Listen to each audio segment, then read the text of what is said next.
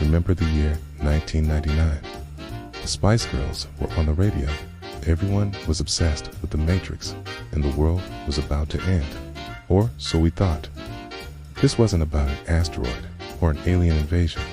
This was about a bug, a computer bug, the Millennium Bug, or as we all came to know it, Y2K. And it sparked one of the biggest technological panics in modern history.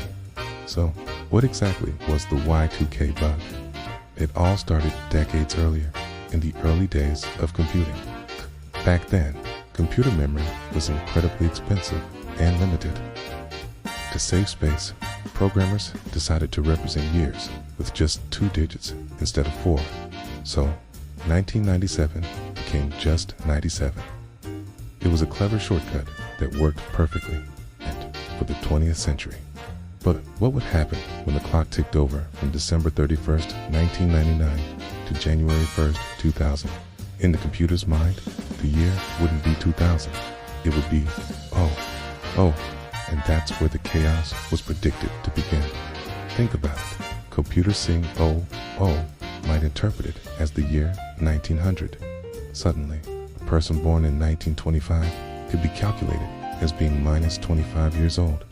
Bank interest calculations could go haywire, crediting accounts with 100 years of interest overnight, or wiping them out. Traffic lights could fail. Power grids could shut down. Even nuclear missile systems were concerned. The potential for a global meltdown was very, very real. The media, of course, ran with it. News reports were filled with doomsday scenarios. Survivalist guides flew off the shelves. People started stockpiling canned goods, bottled water, and even cash, fearing that ATMs would stop working. There were genuine fears that planes might fall out of the sky, and that our entire modern infrastructure, which was becoming increasingly reliant on computers, would simply grind to a halt at the stroke of midnight. It was a perfect storm of technological anxiety and the double millennium jitters. But while the public was panicking, a quiet global army was already at war with the bug. This was the largest and most expensive IT project in history. Governments and corporations poured an estimated $300 to $600 billion into fixing the problem. Legions of programmers, many of them retired experts who knew the old COBOL and Fortran languages, were called back into action. They were like digital archaeologists, digging through millions, sometimes billions, of lines of archaic code. The work was painstaking. They had to find every single 2-digit date reference and expand it to 4 digits. It was a race against time, a global effort that required unprecedented cooperation. They developed tools to scan code, created test environments to simulate the date change, and implemented patches and fixes across countless systems. It wasn't glamorous. It was just a lot of hard, meticulous work happening behind the scenes, far from the media spotlight.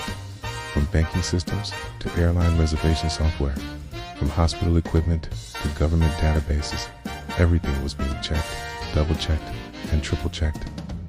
Then came the big night. New Year's Eve, 1999. All around the world, people held their breath. In command centers, engineers and IT specialists sat hunched over monitors, watching the clocks tick over in each time zone. First came New Zealand and Australia. Midnight struck, and nothing happened. Then Asia, Europe, Africa, still nothing. Finally, the ball dropped in Times Square. The world entered the year 2000. The power stayed on. The planes stayed in the sky. The banks didn't collapse. The world kept spinning. So, what was the deal? Was the whole thing just a massive overreaction?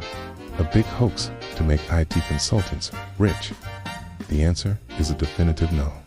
The Y2K bug was a very real threat. The reason nothing happened is because the fix worked. It was a massive, unsung success story. The billions of dollars and millions of hours of work paid off. The programmers, the engineers, the project managers, they were the invisible heroes who saved the world from a digital catastrophe. Okay, they had averted the crisis so effectively that most people didn't even realize there had been a crisis to begin with. The aftermath of Y2K is actually fascinating. Okay?